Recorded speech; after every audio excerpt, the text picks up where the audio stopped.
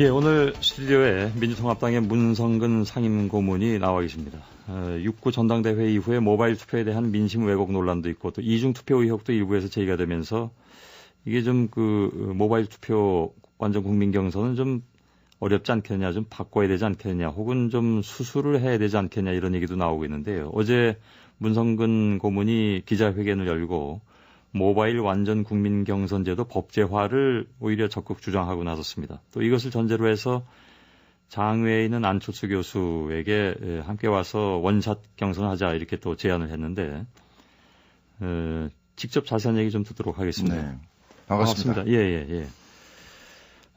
우선 모바일 투표에 대해서는 몇 분이 좀 문제 제기를 한 바가 있습니다. 아시는 것처럼. 예. 그럼에도 불구하고 모바일 완전 국민 경선을 법제화하자라고 주장하신 배경은 어디에 있을까요? 일단 경선하는 방법은 세 가지입니다. 하나는 여론조사고요. 아니면 현장 투표. 세 번째 모바일 투표죠. 근데 세 가지 다 장단점이 있습니다. 여론조사 경우에는 임시 전화 같은 걸 한 1000대 놓고 한 2, 3억 되거든요. 한 핸드폰 한 10개에다가 착신 전환해 놓으면 여론 조작이 얼마든지 가능합니다. 그래서 얼마 전에 새누리당에서 그런 얘기가 나왔었죠. 그다음에 현장 투표 경우에는 현장 등록 경우에는 동원이 되는 거죠. 그러니까 조직과 돈이 있는 사람이 이기게 돼 있습니다. 그래서 모바일 경우에는 표본 수가 많아진다는 전제 하에서는 가장 정확한 방법이죠. 근데 이번에 이제 모바일에 문제가 생겼죠. 이중 투표 경우에는 행정상 착오였을 뿐이고요. 그리고 문제가 되는 게 역선택이 이제 가능하죠. 저 부분적으로 이루어졌다고 알고 있습니다. 근데 이 부분도 새누리당과 여야가 한꺼번에 역선택을 방지하는 방안을 만들면 됩니다. 그러니까 우리 민주통합당은 모바일로 할 가능성이 거의 100%고요. 지금 새누리당은 논란이 벌어지고 있지 않습니까? 근데 어찌됐든 지금 현행 당원 당규를 보면 2332입니다. 그러니까 대의원, 당원, 국민, 그다음에 여론조사 이렇게. 새누리당 말씀하시는 거죠? 새누리당 경우에. 그럼 30%를 국민 경선을 하잖아요. 그러면 그쪽은 현장 등록해서 현장에서 투표하는 방식을 택하는 건데 그때 등록된 선거인단과 그다음에 민주통합당의 모바일 선거인단 이 중에서 중복된 사람은 걸러주면 됩니다. 그것은 중앙선관위가 있으니까 중앙선관위에게 그것만 의뢰하면 얼마든지 역선택은 방지할 수가 있는 거죠. 그러니까 도리어 이참에 모바일 국민 경선에 대해서 법제화를 하자. 그러니까 모바일은 방법론이고 국민 경선의 역선택 방지를 법제화하면 된다. 근데 민주통합당 경우에 하나 더 필요한 것은 모바일 경선을 할 경우에 핸드폰 소유자의 주소를 확인할 수가 없거든요. 그러니까 기초의원 지역구 수준으로 주소지를 구별해 주는 것. 그것까지만 추가해 주면 중앙선관위가 그 기능을 해주면 그럼 모든 게 깨끗하게 해결되죠. 그 얘기를 하고 있는 겁니다. 박지원 원내대표는 개인적으로는 당 대선 후보 경선에서 모바일 투표는 안 했으면 한다라는 의견을 내두고. 아니, 수정하셨어요. 아, 그런가요? 네, 그러니까 대선 전국 단위의 선거에서는 모바일 투표 하는데 국회의원이나 기초단체장 경우에는 안 했으면 좋겠다. 이런 표현을 하셨죠. 그런데 그 부분은 왜 그랬냐면 주소를 확인할 수 없기 때문이었거든요. 그러니까 제가 지금 제안하고 있는 모바일 국민 경선에 대한 중앙선관위가 중복자 걸러지고 주소를 확인해 준다면 그럼 기초단체장이나 국회의원 지역구의 경선도 얼마든지 모바일로 가능해집니다. 추미애 대선 경선 기획단장이 얘기한 모바일 투표 방식을 손봐야 된다라는 얘기는 지금 그 정도 차원에서 말씀하신 건가요, 그러면? 제가 어제 그렇지 않아도 만나서 이렇게 얘기를 쭉 했는데요. 대부분, 역선택 방지라든지 이중투표라든지 이런 거를 완벽하게 걸러내면 되는 거죠. 그게 손보는 거죠. 문제점은 그거니까요. 근데 지금 여태까지 모바일 투표로 인해서 왜곡됐다고 얘기하는 것이 예를 들면 지난번에 갑자기 한 5만여 명이 들어왔다라든가 경선 당일인가요? 그 전날 누구의 팬클럽이 한꺼번에 들어왔다 등등의 얘기도 있지 않았습니까? 그거 그냥 짐작일 뿐이죠. 원래 마감 마지막에는 많이 들어오게 돼 있습니다. 1월 15일 때도 많이 들어왔고요. 짐작 여부를 떠나가지고 그렇게 들어올 수 와서 누군가 꼭 의도했다고 보기는 후보별로 다 열심히 활동을 했죠.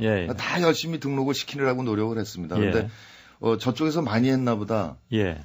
그랬나 보다 이렇게 짐작할 수 있겠죠. 그 얘기는 그건 다 정당한 노력의 한 부분이죠. 예. 그러니까 그거를 아까 말씀하셨던 현장에서 현장 동원으로 하면 조직 동원도 되고 돈도 들고 왜곡될 수 있다라고 말씀하셨는데 모바일도 동원이 된다. 그렇죠. 온라인으로 옮겨갔을 맞습니다. 맞는데 대신 모바일 경우에는 표본수가 많아지면은 그게 무의미해진다는 거죠. 역선택도 동원도 무의미해진다는 거죠. 그러니까 1월 15일에 65만 들어갔을 때는 아무 문제가 없었지 않습니까? 요번엔 좀 너무 적다 보니까 문제가 될 수 있었죠. 그래서 아마 이해찬 대표도 10만 명이 넘어가면 왜곡이 불가능하다라고 얘기한 것 같은데요. 네, 그렇죠. 대선 후보 경선에서 200만 명, 300만 명 이상 참여하면 예상컨대 한 400만 이상 되지 않을까 싶습니다. 2002년에 200만 명이었거든요. 방법에 따라서 뭐 다 장단점이 있게 마련인데요. 그렇죠. 그래서 굉장히 많은 인원이 참여함에 있어서 거기에도 조직이 문제가 되지 않겠냐라고 얘기한다면 지나친 문제 제기라고 할 수도 있겠죠. 그리고 사실 정치는 어차피 조직으로 움직이는 건 기본이기 때문에. 근데 예를 들면 대선 후보 경선이 박빙으로 이루어질 경우에 이 모바일 경선 쪽에서 물론 그 참여하는 사람이 아무리 많다고 해도 차이가 별로 나지 않게 뭐 대선도 사실은 몇십만 표로 그 당락이 갈리는 판이니까 그래서 그때 그것조차도 이건 뭐 다 조직 동원이고 그렇게 또 문제 제기할 사람이 있을 수도 있겠습니다. 아까 말씀드렸지만 여론조사도 아까 조작이 가능하다고 그랬지 않습니까? 그다음에 표본 오차가 4% 5%씩 있잖아요. 그것이 깨끗이 정리가 되는 거죠. 비과하게 맡기는 것보다. 노무현 정몽준 단일화 경우는 갑자기 노무현 후보가 떨어지고 정몽준 후보가 떠오르면서 마지막에 그 방법을 채택한 거죠. 그냥 여론조사였죠. 그렇죠. 그리고 비과학이라는 건 다 인정하는 거지 않습니까? 그러니까 그것을 가급적 국민의 뜻이 정확하게 반영되게 하는 방법. 이것은 광범위한 모바일 투표다라는 거죠. 그 이중 투표 문제는 아까 별것이 아니라고 말씀하시긴 하셨지만, 근데 나온 상황을 보니까 당원 A 씨가 권리당원, 그러니까 당비를 납부하는 당원 자격으로 모바일 투표에 참여한 데 이어서 현장에 가서 또 정책대의원 자격으로 했다. 이 다반사는 아닐 수도 있겠으나 이중 투표의 가능성은 여전히 보여주는 것이기도 하고요. 또 직접 투표, 비밀 투표가 보장되느냐, 이건 굉장히 초보적이고 일반적인 사안인데 여기에 대해서는 한 업체 대표자가 한 얘기가 있습니다. 그러니까 이중 투표나 악의적인 선거 방해, 관리자에 의한 투표 서버의 열람과 부정행위 얼마든지 가능하다. 이렇게 또 얘기를 하고 있군요. 일단 비밀 투표는 우리가 휘장 속에 들어가서 기표하는 것보다는 없습니다, 분명히. 그렇죠. 그러나 대신 인터넷 투표보다는 낫습니다. 이게 인터넷 투표는 인터넷 컴퓨터에 여러 사람이 이제 번갈아 가서 할 수 있지 않습니까? 대신 핸드폰은 한 사람 한 사람 들고 다니는 거기 때문에 그리고 한 사람 주민등록번호 한 번만 투표를 할 수 있기 때문에 상대적으로 훨씬 낫죠. 그러니까 대신 모바일 투표를 본선거에 도입하자고 얘기한 적 없습니다. 비밀 투표가 안 되기 때문에. 그러니까 경선에서 가장 정확한 방법이다라고 주장을 하고 있는 거고요. 상대적으로 조금 낫다라는 것은 아니요. 현재로서 가장 좋은 방법이다. 국민의 뜻을 확인하는데 가장 근접할 수 있는 방법은 광범위한 모바일 투표다라는 얘기죠. 그다음에 이제 이중 투표 경우에는 우선 그게 이제 국민의 명령에서 등록한 부분에서 일어난 일이기 때문에 죄송스럽게 생각합니다. 근데 그 등록한 분이 의도적으로 했을 가능성이 있어 보여요. 그러니까 민주통합당의 당원으로 등록돼 있을 때 쓴 주민등록번호가 있지 않습니까? 근데 요번에 등록하면서 그 번호를 틀리게 썼단 말이에요. 그게 실수였는지 의도였는지 확인할 수는 없지만 근데 그거를 그러니까 걸러지지가 않은 거죠. 다른 번호를 썼으니까. 근데 현장에서 전체를 봤어야 되는데 워낙에 많으니까 앞번호만 봤다는 거죠. 그러면서 걸러지지 않은 행정상의 미스였다. 실수였다 이런 거죠. 규모가 더 커지면 그런 그 개연성이 더 높아지는 거 아니에요? 없죠. 그거는 주민등록 번호 중복 확인만 하면 되고요. 현장에서 전체 번호를 확인하면 됩니다. 그 당시에 교정될 수 있는 실수였는데 그러지 못했다라는 말씀이신가 보죠. 얘기 잠깐 좀 넘어가도록 하겠습니다. 하여간 이 모바일 투표에 대해서는 완벽한 것은 아니다라는 것은 그럼요. 인정을 하시는 그런 부분이 있는 것 같은데. 근데 이제 제가 어제 그 기자회견을 한 건 그겁니다. 그러니까 통합을 하는 과정에서 혁신과 통합은 구민주당한테 지분을 요구하지 않고 당 혁신만 요구했거든요. 그래서 온오프 결합 정당을 하기로 합의를 했어요.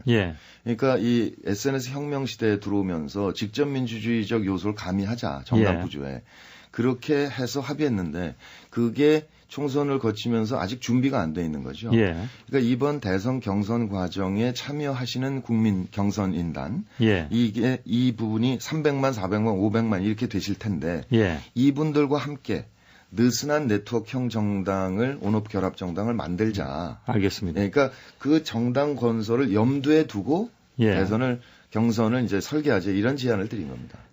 그러면서 말씀하신 내용이 안철수 교수하고의 원샷 경선을 말씀하신 바가 있습니다. 그러니까 모바일 완전 국민 경선으로 간다면 원샷 경선이 가능하다. 그 전제가 그러면 만약 전제가 안 되면 원샷 경선도 어렵다고 보시는 건가요? 경선 그러니까 모바일은 방법론에 불과한 거고요. 근본 성격은 국민 경선이죠. 그러니까 그 모바일이 모바일을 채택할 것이냐 여부와 상관없이 경선은 얼마든지 가능해요. 그런데 안철수 교수께 원샷을 하자고 말씀드리는 건 이겁니다. 그러니까 우리 민주통합당에서 국민 경선을 해서 300만, 400만, 500만이 참여하셨어요. 그래서 뽑았어요, 후보를.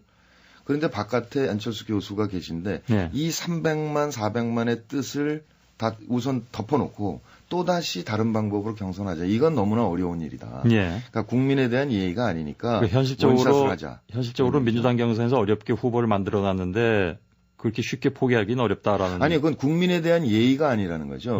민주통합당의 체면을 얘기하는 게 아니라 참여한 400만 국민들이 계신데 그분들께 다시 하라 그럴 거냐 아니면 그걸 무시하고 또 할 거냐 방법론의 문제가 있는 거죠. 그러니까 굳이 입당하지 않으셔도 상관없습니다. 다만 무소속으로 계시고 민주통합당에 있을 때 우리에서 예컨대 일정 정도의 컷오프를 한다든지 그래서 그 토론이 가능한 정도의 후보가 있다면 후보가 좀 추려지면 그 상태에서 원샷으로 한꺼번에 국민들이 모이셔서 할 수 있는 방법을 찾을 수 있다는 거죠.